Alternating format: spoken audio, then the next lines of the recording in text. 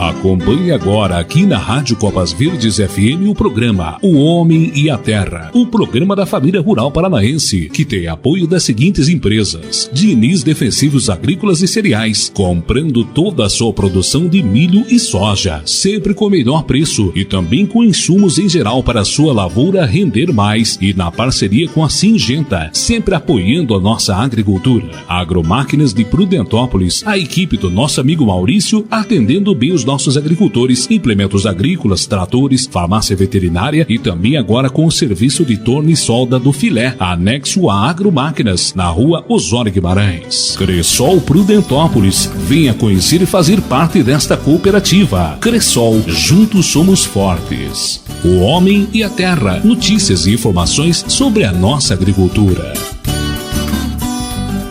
Bom dia, estamos iniciando mais um programa, Homem e a Terra da Emater de Prudentópolis, e com vocês o técnico Divo Batista, iniciando mais um programa aí no ano de 2012.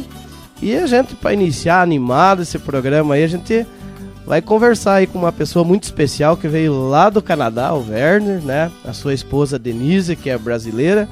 E o Werner, ele veio visitar Prudentópolis, porque ele viu na internet, que Prudentópolis, pela imigração ucraniana, então bastante populoso, então isso chamou bastante atenção, e também pela autossuficiência do município, pela diversidade de coisas, pelas belezas. E aí ele está visitando nós, então ele fala inglês, ele é um produtor de leite no Canadá, já visitou alguns produtores aqui, e a gente gostaria que ele falasse um pouco aí com vocês. Ele vai falar inglês, daí a esposa dele, a Denise, traduz para nós a importância da produção de leite. E aí a gente, então, vamos dizer assim, o Werner, ele vai falar um pouco dessa relação, o Canadá, a experiência dele lá, as dificuldades como agricultor que ele tem lá, e também a potencialidade que ele viu aqui em termos de clima, a questão do sistema de produção. Então eu gostaria aí que o Werner falasse um pouco para nós. Então, bom dia, Werner, seja bem-vindo a Prudentópolis. Good morning, I'm Werner Giesler and I'm from Canada. I'm a milk farmer and up in Canada, and I'm just visiting Brazil, and I came through here via the internet, and I just love the area because it's has a Ukrainian heritage, and it's where I come from in Bonneville, Alberta. We have about half of the population is Ukrainian and half French, so I was interested to come, and I meet over the internet Divo Batista, and we have had a bit of a conversation with him, and so that's it for now. Bom dia, Prudentópolis. O meu marido acabou de dizer que ele gostou muito de Prudentópolis, que ele conheceu a cidade através da internet e ficou interessado pela parte ucraniana dos descendentes e da agricultura, que a cidade quase que se autoabastece. Está dizendo bom dia para todo mundo, e que conheceu o Divo Batista através da internet também, e que está muito impressionado com tudo aqui na cidade. Conte para nós um pouco, Werner, como que é a produção de leite no Canadá, e aí com a visita já com alguns agricultores que você fez aqui no município de Prudentópolis, o que você viu assim de diferente, qual a potencialidade de relacionar clima, política agrícola nesse sentido? Yes, like in principle, dairy farming all over the world is similar. Here we have an extensive production. In Canada we have housed the cows inside because of the cold weather, and then we have to feed them a little different feed. Ele está dizendo que a maioria no mundo inteiro é tudo muito parecido quanto à criação de vaca. A diferença é o clima, que lá no Canadá é muito frio, e aqui é mais fácil ter a criação solta, livre, e lá é o contrário, a criação tem que estar presa por causa do frio. Menos 40 graus, 8 meses. Então a gente vai perguntar para o Werner agora, a gente está perguntando a dificuldade e quais as facilidades, como que funciona a produção de leite em si no Canadá. In Canada we have a quota system, which is restricting the producer to be only a certain amount of milk. No Canadá, se costuma cobrar uma cota para ter um número de vacas, enquanto no Brasil a gente não tem isso. So I like the Brazil system because it's better for young farmers to get more and more cows every year. E ele acha que no Brasil é mais fácil criar vaca. Já que não tem que pagar nenhuma cota no Brasil, o pequeno produtor pode crescer, pode ter 10 vacas um ano, 20 vacas no próximo, não tem limite. Então isso facilita para o pequeno produtor. So in Canada, if I want to have one more cow, I have to buy the quota and it costs $10,000 plus the cow, $1,500. So it's very expensive. No Canadá, se você quiser ter mais uma vaca na sua fazenda, primeiramente você tem que pagar $10,000 para o governo, além do preço da vaca, tem que comprar a vaca. Yes, it is. And so I think I like the Brazil system. The only problem is later on when Brazil has enough milk, maybe they need restriction too, because it's, it can be problem overproduction and then the price go down. Então essa facilidade de ter a vaca também traz o problema de ter muito leite e o preço cai. Então o leite não é tão valorizado pela quantidade de vaca. Já no Canadá o leite é mais valorizado porque é mais caro. Our price is 60 cents a liter, like in $0.6. Lá o preço do litro de leite é por volta de R$1 e pouquinho, dependendo do dólar. É o que a gente vê, né, comparando então, dizer, com a nossa agricultura, né, relacionado à produção de leite, que no Canadá existe um controle por parte do governo, né? Então você não compra quantas vacas você quer lá, né? Então você tem que realmente até um certo número de animais, né? O governo dá todo o apoio para produzir. A partir disso, se realmente você quer produzir bem mais, extrapolando uma cota, aí você tem que pagar para o governo, né? Paga tipo um royalties, né? Para você ter mais vacas.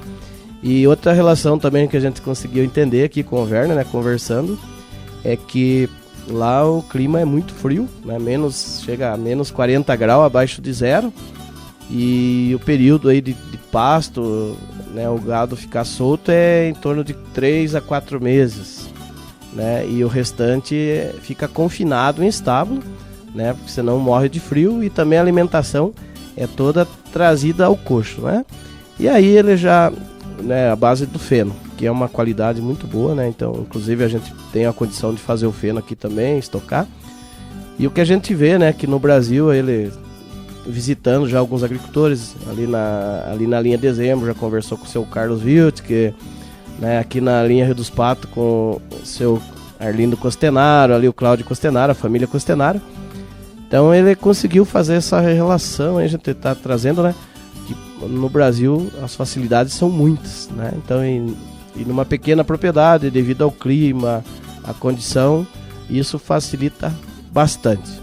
A gente gostaria que você falasse um pouco, Werner, sobre a questão de planejar a propriedade mesmo lá no Canadá, pela própria dificuldade que o agricultor tem lá em relação ao clima, né? Então ele tem que planejar já para um ano. Então gostaria que você falasse um pouco sobre essa importância desse planejamento. That's because we have only 100 frost-free days. We need to make hay for the winter feed and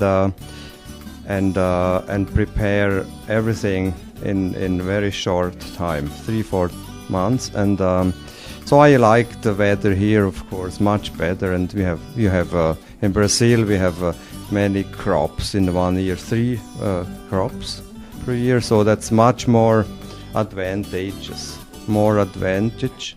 Então, no Canadá você tem que planejar para você ter uma produção boa.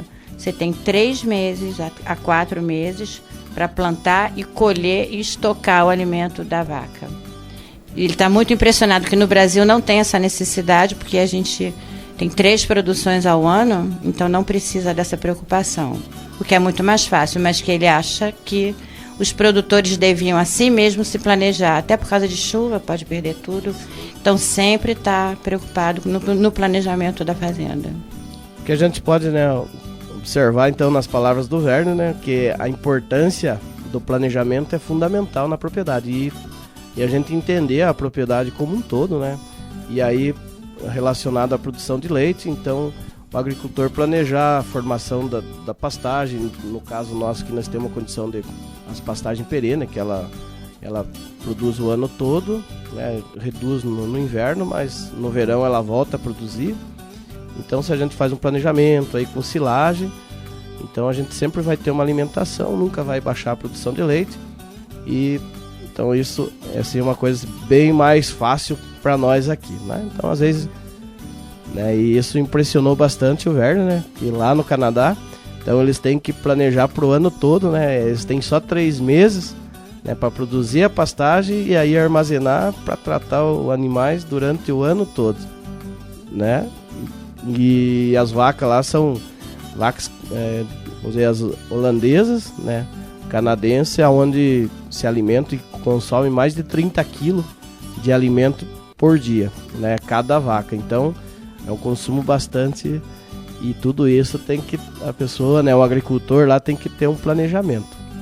E ele vê bastante facilidade, então a gente conversando com ele, o potencial turístico do nosso município, da nossa região, tudo isso impressionou bastante. E também, principalmente, a questão cultural muito forte na nossa região, que é a cultura ucraniana, né? Ele se encantou aí com as igrejas, com a alimentação, as belezas naturais, o sistema faxinal.